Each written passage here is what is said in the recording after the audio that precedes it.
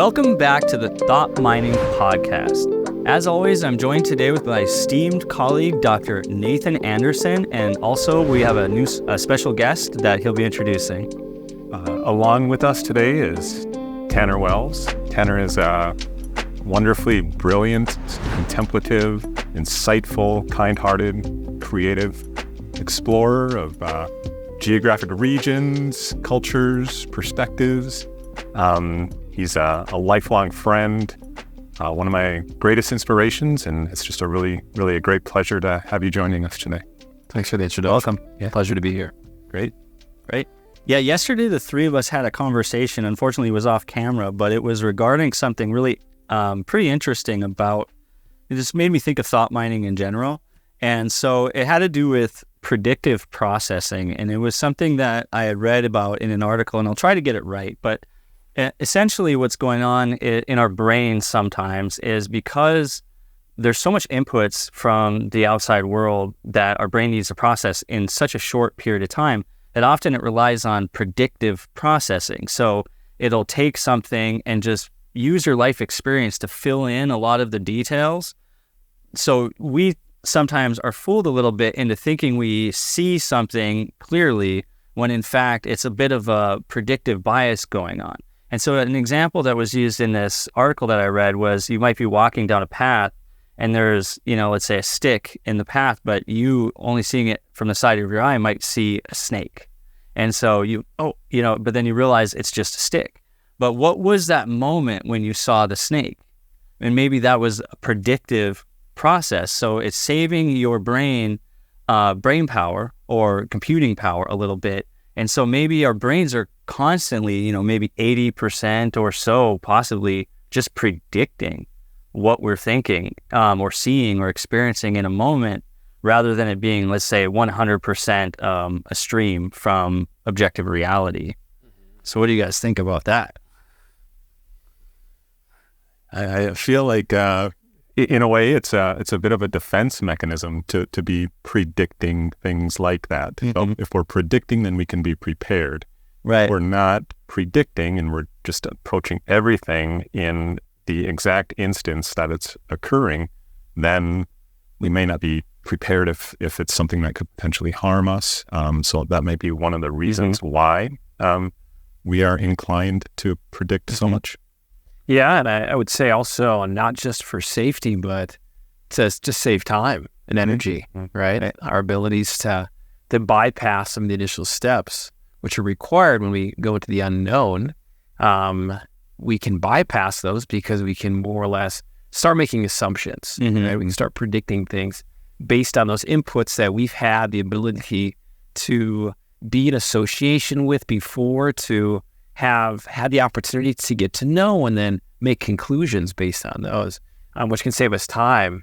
And again, as we were just starting to discuss yesterday, that's a great possibility or a great tool, I would say, to save us time, but it also allows us to make mistakes occasionally. Right. As we jump to conclusions, as we can stereotype other people and feel as though we know who they are before taking the time to really get to know them.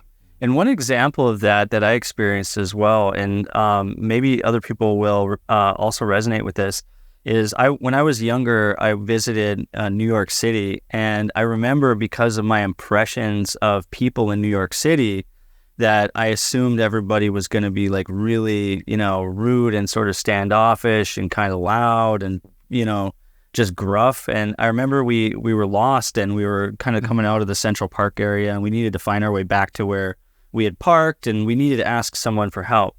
And there was this guy in a business suit and he was walking real fast.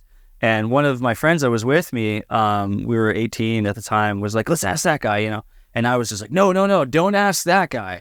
Because what I saw in that guy in that moment was this stereotypical brash New York guy. And I just thought he was going to be like, get out of my face or whatever. He was going to have those kind of, he's like, I don't got time for you, And the exact opposite happened. So he stopped and he was just really friendly and asked us where we were from and just kind of laid out where to go, but just in exquisite detail. And it was just a totally flipped my expectation on his head. And if I had followed my expectation, I would have not engaged with that guy at all. I would be like, no, let's find someone who like looks nicer on the surface, And I think maybe we've all experienced something like that. And Tanner, you actually have traveled, all over the world and been to lots of different countries. How do you feel that, your predictive processing plays a role sometimes, like when you're maybe in a new environment?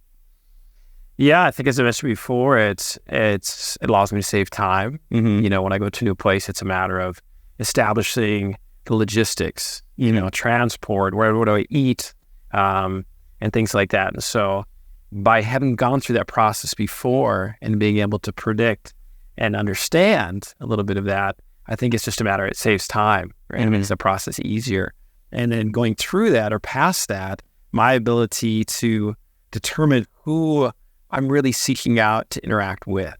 And again, as I mentioned earlier, that ability to stereotype to a certain extent, to be able to have met people in different cultures, in different countries, Mm-hmm. to realize that there's some things possibly predictive-wise that I can note of someone in one country, and then possibly something on the surface which would restrict us from being able to say, oh, this person they're not from my country. There's something that I perceive that is different, Right. and it makes me feel like maybe I shouldn't approach them. Via my travels, I've realized that I can maybe predict on a deeper level. I can see details beyond that allow me to understand that maybe this person has more similarities to me, or there's certain aspects or attributes that would call out to me that I can predict to want to interact with that person for whatever the end goal may be. If it's just for a social conversation or for something that I'm seeking out, as I mentioned, for the logistics, maybe somebody can help me out with directions. Like, Right. How far in advance do you begin to prepare when you're going to go to a new geographic region that you hadn't been to before? How far in advance are you preparing to predict the logistics of what you need to do there, or even Good question. the relationships that you plan to cultivate while you're there? I mean, are you thinking about those things before you get there, or is it, I just show up and then all of a sudden I start making these instant predictions of what's going to happen? I think when I initially started traveling, I would do a lot more of that preparation because I didn't have the ability to predict as much as I can now. I didn't have that tool as refined as I do after years of travel, to the extent that when now I go somewhere, I know that I have the tool to be able to do it. I've done it in the past, and I think quickly I'm able to identify, if there's the community I want to interact with and these things that are important to me. I feel it's still necessary to do the groundwork before there to verify, maybe on a higher level, that those elements, those variables are there for me to be able to construct whatever life I want in that moment, but without having to dive in on a greater level, which is going to take up, time that's possibly not necessary. Know that once I get there, that my ability to predict, let's say, kind of at the beginning or have a better idea, allows me that once I arrive there, that I can conform and I can kind of find these things. And again, just via habitual practice that I've kind of gone through and learned that I can go to these new places and I can, quickly adjust and, kind of even assimilate, I guess, to the culture. It makes me think about, or what I'm wondering about is the drive behind. So let's say before, when you had less experience, you would really want to do your homework beforehand, and you'd really want to kind of get a sense of where things are going to be and how you're going to be able to get necessities and things like that, and how you're going to be able to move about in a foreign place. And so that in its own way is maybe a more manual form of predictive processing, right? So you're kind of getting in there and doing the work that your brain wants from you. And what do you think is the source of the desire to kind of predict the future or to know what's going to go on? What do you think is driving you to want to know as much as possible about a place before you get there? I think it's an investment, right? And I think we all want to mitigate the amount of risk that we have and obtain the greatest return from the time that we put forth. So I think it's a matter of that ability to reduce the amount of time that I need to predict, and then know that, the return I'm going to have when I go somewhere is going to be better. And so I think the more travels I do, it's almost as we do, I think as humans, try to take the most efficient path. That the more that I've traveled, the more I've been able to predict. So it saves me time. Let's say, even logistically, maybe I can go to 2 countries instead of 1 because I know I don't have to do so much time dedicated to predicting. I can do less time and predict probably about the same level as I did before, and go to 2 countries compared to 1 because my predictive abilities are much better than they were initially. So it allows me to travel and be able to kind of work my way in places much quicker than I could when I initially started to travel. What it makes me think about is the deep drive of our brains to predict, and whether or not, Nathan, maybe you could enlighten us here a little bit, whether or not that could be linked to the certainty is essentially like, let's say, curing a bit of anxiety or curing a bit of, sort of the unknown creates a certain, emotional response that, the more certainty that we seek, it's also maybe to help us feel better. What do you think about that? Yeah, I think there's a lot of truth to that in my own experience. I feel like having things sort of outlined or an understanding of how things will go, it can be very comfortable for me. There's a part of me that feels completely opposite of that, though, as well. Like I love sort of ambiguous spaces also. My lifestyle, the way that I travel, is much different. It's in fact on the opposite end of the spectrum of Tanner's lifestyle. So in that regard, it's very hard for me. Like geographically, I feel like I need to predict things when I'm going places geographically. But when I'm in sort of creative, intangible spaces, just in my own mind, I'm very comfortable with ambiguity, and I'm not sure why that is. I mean, going places that I haven't been before, I think wanting to predict does help reduce anxiety. But when I'm going into like mental spaces that I haven't really been before, I'm much more comfortable there. And I don't know if it's just because I'm by myself necessarily, or maybe just with a few close friends. It's okay to do that. But for some reason, when I'm out, around people that I haven't met or in places I haven't been before, I feel much more drawn to wanting to predict. Okay. And so it makes me think about, like, with Tanner in particular. So it's almost like over time you honed a skill set or a muscle, or strengthened a muscle of being able to enter in a system where you maybe have low pre-existing information, but don't have to maybe overplan or overthink in order to quell any anxiety or fear that might surround being in a new system. So maybe by going into a lot of different environments, it kind of, let's say, brings a wall down for you. So now you don't feel like you have to do as much work as you did before because you don't have as much anxiety about it because you've succeeded in different environments in the past. Yeah, I would agree. I think it's a matter of habit, again, practice, and just the fact that I've done it enough where it's easier to calm the mind, to calm those anxieties, those fears, to note that I can just go into those situations. I've done it before in the past. And so, I think that's the easiest way for us to deal with fear. And because I think when I initially started traveling, I had quite a few people come up to me and say, how can you do that? How can you just, go into the unknown? And for me, it seemed really odd because I had done it enough. Even at, I'd done a study abroad in Sweden. I did a study abroad in Malta.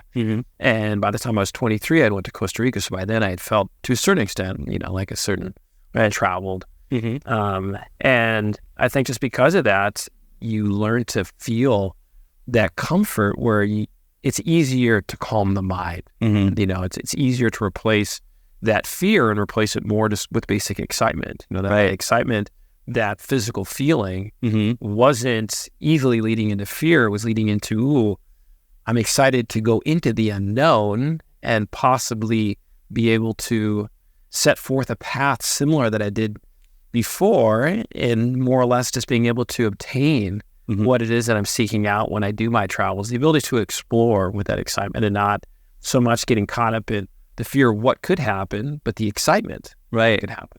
Yep. And that's a really good point too about, and it reminds me of something that I read about the feeling of nervousness or butterflies in your stomach before you get on stage or things like that, where sometimes we get sweaty palms or dry mouth or something like that, is actually the exact same physical sensation that you feel when you're excited for something that actually could be good, like maybe going on your favorite roller coaster or, you know, something that is exciting, but also you have this sort of positive association with it. So the real difference is our framing of it in a lot of ways. So like a person could feel just as excited to get on stage as they do to get on their favorite roller coaster. It's the same feeling, but often sometimes we'll maybe associate getting on stage with a different feeling, like a feeling of fear, when it, you know, you could actually harness that toward being something more positive or joyful. Have you ever had an experience in which you've been able to recognize that in the moment and then reframe sort of on the spot? So that's a mental exercise I go through a little bit when I have to do even something like this. Anytime I start to think about, you know, the fear of messing up or whatever, I just try to do that little spin where I'm like, oh, this is going to be awesome. This is going to be really a lot of fun.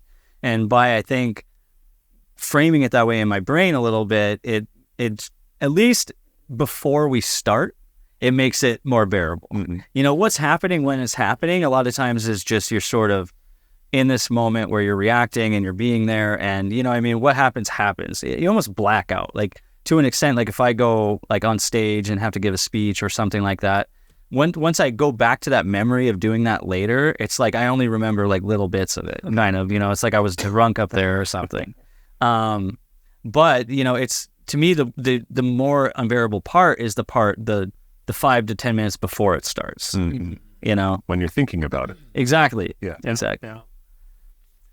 Yeah, I would say too, you know, within that, which caught my attention, building up that excitement, to remember to enjoy it. Yeah, the fun aspect. Right. You know, in anything that we do. And then if we have fun, we do it better. Right. And I do a fair amount of improv and immersive theater. And within that, it's easy to get caught up in that performance anxiety, to think, I want to do a really good job. So my brain automatically kicks in, actively, consciously, okay, well, let's make sure we do a good job, and starts going through all these steps instead of just relaxing, because I know that's just going to create noise. It's not going to assist me in the process. Right. And there's 2 ways that I find really assist with that process. The first is to remember it needs to be fun. Yeah. Like, I'm doing this because I enjoy doing this. Yep. And especially in creative expression, right? That's so important. You know, okay, now I'm having fun. Now all these ideas are coming. There's no pressure. I really, you know, I think that's the joy of children, right? Where they're so caught up in that framework of fun that I read something recently in this book. It was called The Art of Creativity.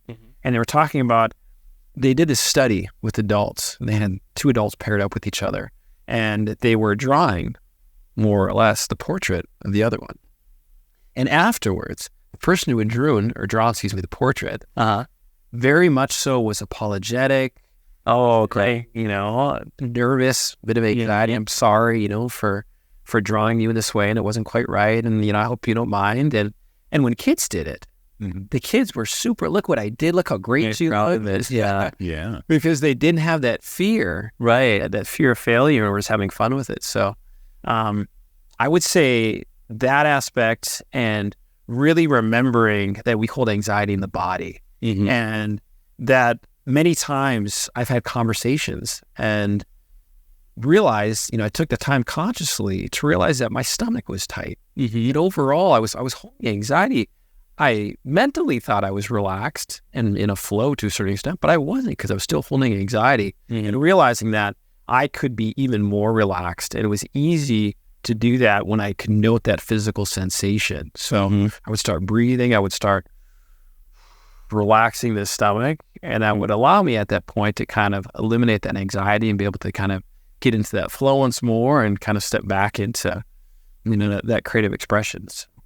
Yeah, that's really good advice. And honestly, I think that there's a really strong parallel between what we're talking about with predictive processing and improv in particular as an art form, because I feel that, because I actually took an improv class one time when I was younger, and I remember feeling just really terrified to go up there. And when it was improv / acting, and I knew when I had lines and I could memorize my lines, I wasn't really that nervous because I knew I would have like something to work with.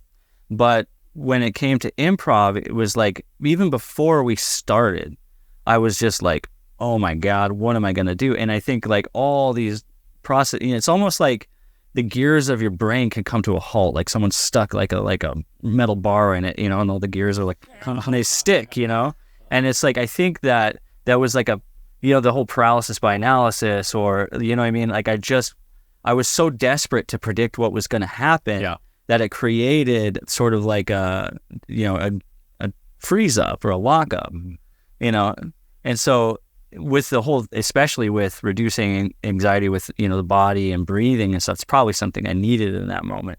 And then also remembering that it's supposed to be fun. So I think that I was putting way too much pressure on myself in that moment because I wanted to succeed, or I wanted to be impressive, or I wanted to get laughs from the audience. And just the desperation for that was like too much anxiety creation. Yeah. It makes me really think about how does wanting to predict or predicting something influence your ability to be creative? And how does, going in with no expectation really of what's going to happen influence your ability to be creative? Is there, it seems to me like if I'm going in with expectations, or in your case, you knew the lines or the acting components and you knew exactly what you were going to say. So that probably dampens the opportunity to be creative. Yep. Whereas if you're going in without any understanding of what it is you're going to say,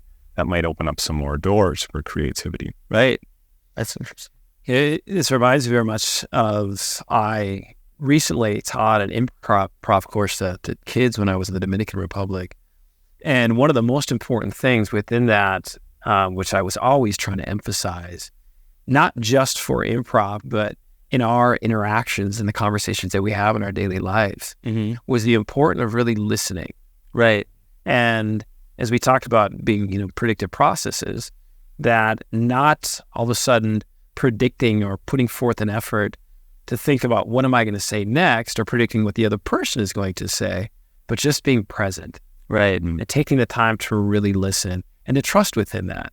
Yeah. And I think in that situation, I know many times in my life, my mind again is, yelling at me saying, what are you doing? So you're going to, even, in a conversation like this, where my mind is saying, you better keep a hold of that thought. You better have a thought ready, because if they call on you and you don't have something. Yeah.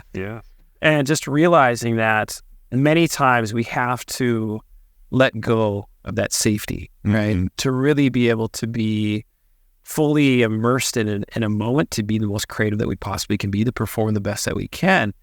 And to truly listen to someone allows us to formulate a response that's the best, because we're really paying attention. And the key to a conversation with the response is that it's based on what the other person was communicating before that.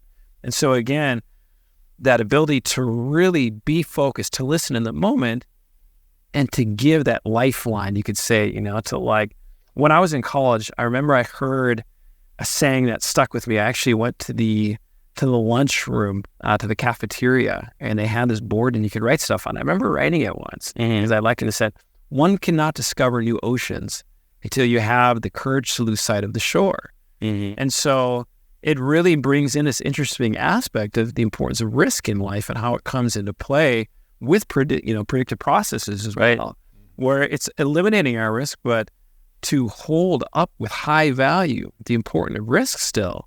And in that situation that you were in, where it felt like, okay, if I have something prepared, I got a safety. Right. I know I'm going to have something, but it's also limiting. Yeah. Because it's stopping you from coming up with anything new, because maybe you fixate on, okay, I'm going to say this when they say that. And now you can't come up with anything new. And if anybody's ever spoken to somebody and felt misunderstood, it's probably a bit of their predictive processing going on, where they thought you were going to say something else. And so they're just responding to what they thought you were going to say, or what they thought you said, rather than really tuning in. And, we've all felt misunderstood, probably, especially when we were like kids or whatever. And it's like, well, what's happening? Why are they not understanding me? It's, you know, I mean, it might just be a little bit of a presence thing. Yeah. Yeah.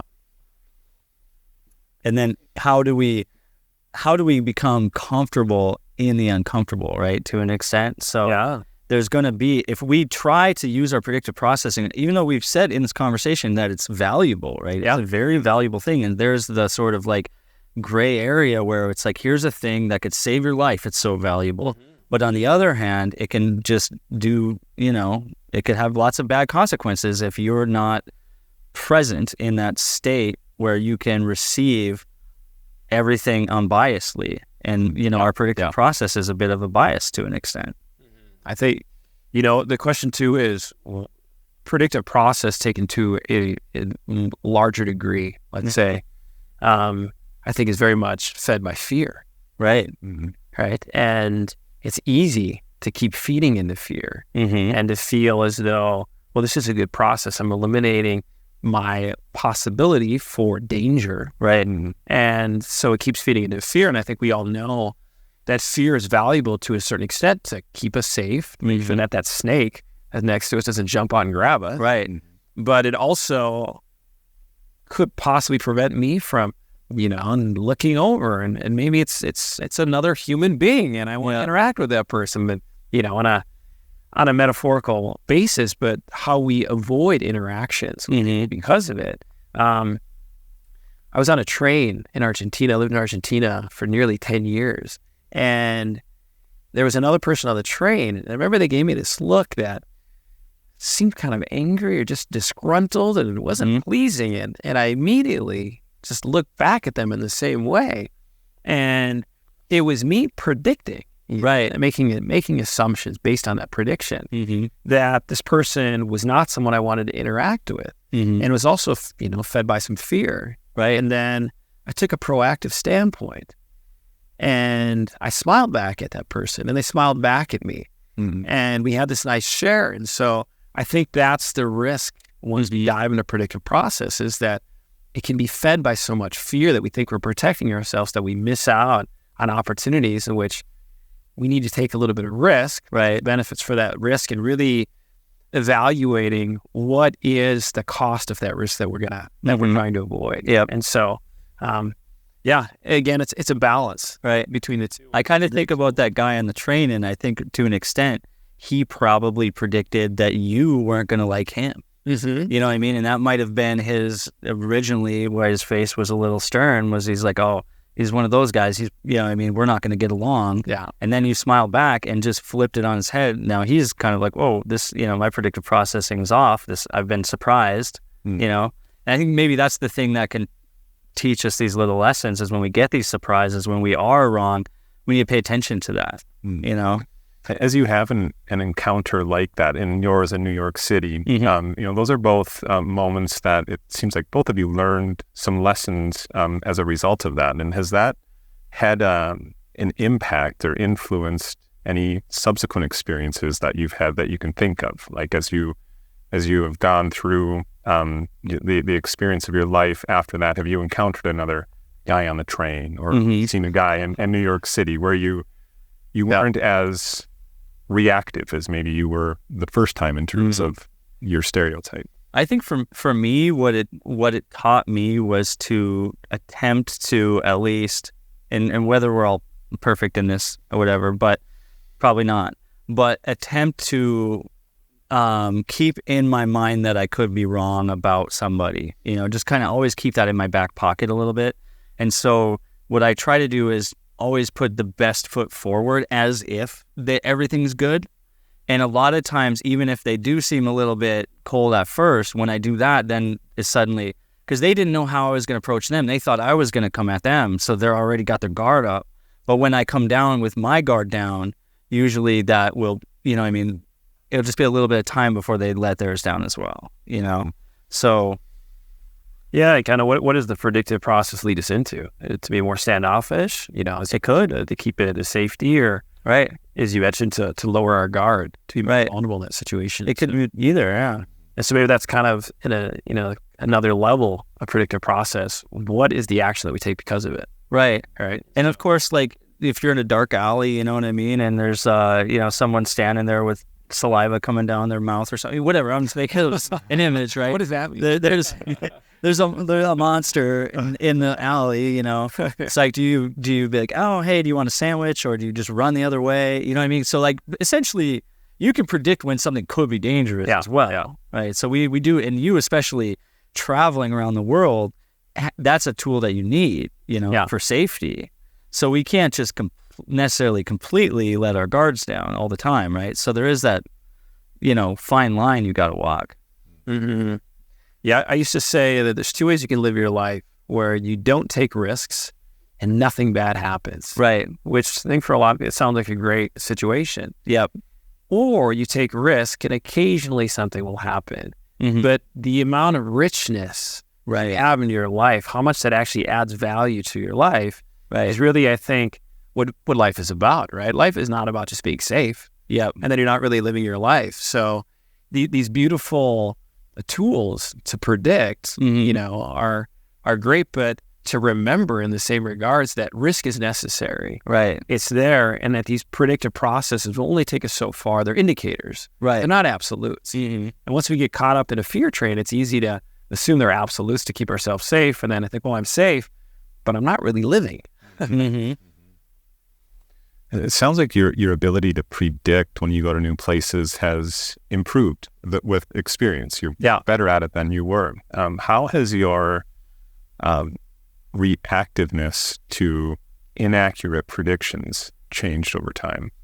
So as you're going through and you have this prediction of sorts, even if it's on the fly and it's correct, then it's like, okay, good. Then you can just keep going. Yeah.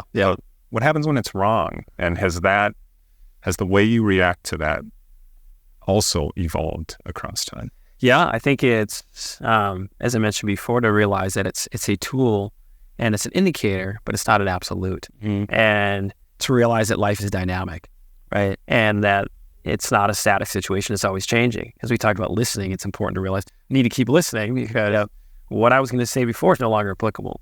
Right? And to allow myself to keep that predictive ability always moldable and to be excited to the opportunity to adjust it, to realize there's a way that I can actually improve my predictability. Yeah. And it's also quite fun to realize that I'm wrong, right? You know, it can almost be a game. I've been in situations in rooms where there's been a lot of international people, and I start thinking based on the way they're sitting or talking and gestures and things like that, and that I know where they're from. And it's really fun to find out that I'm completely wrong, right?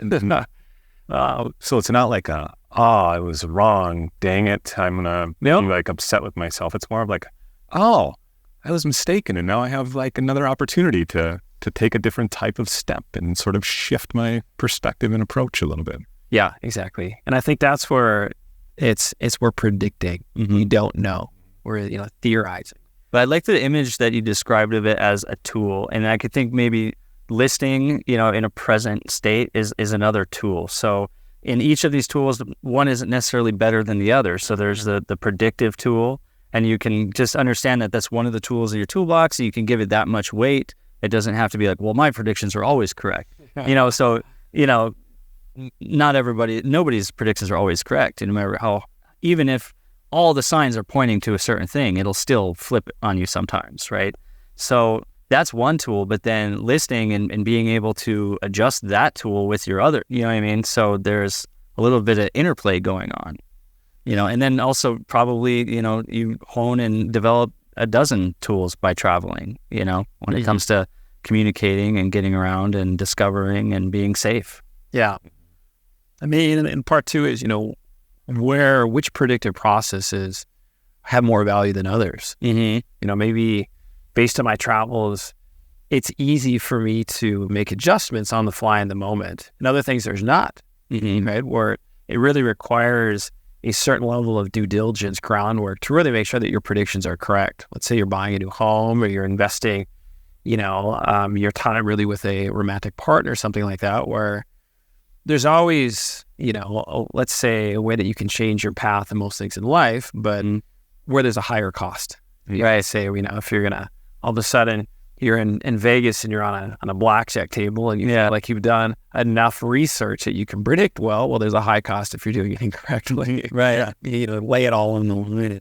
put your life savings out there on the table. Yeah. So I think that's an interesting question too. Risk and Ask guys like, sorry. as a risk is the spice of life. Yeah, exactly. And in which parts is prediction having a greater weight to it or more severe consequences? Mm-hmm. And so where it's like we need to, as we're using it, that predictive process doesn't apply the same for all the different areas that we maybe are utilizing it for. Right.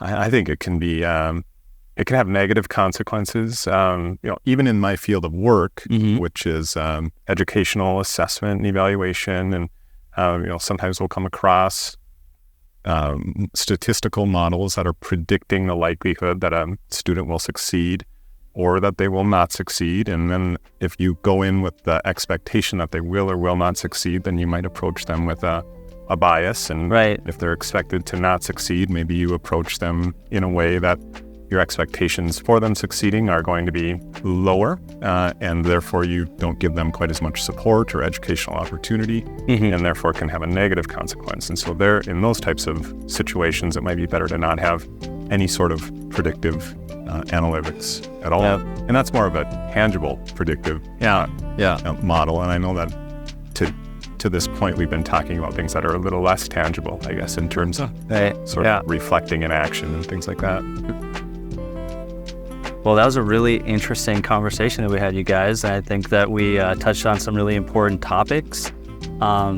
Join us for episode 9 of Thought Mining coming soon. Do you have anything else to say? Thanks for the conversation. It was awesome. Yeah. A lot of fun. Thanks, Tanner, for joining us today. Yeah, thank you both. I don't know what the future is going to hold. I'm going to try to avoid predicting it, but I imagine it's going to be wonderful in regards to the people I've been able to meet, such as the two of you, and the opportunity that I've had. So thank you both for this today. Both. Thanks. Thank you. Yeah, thank you.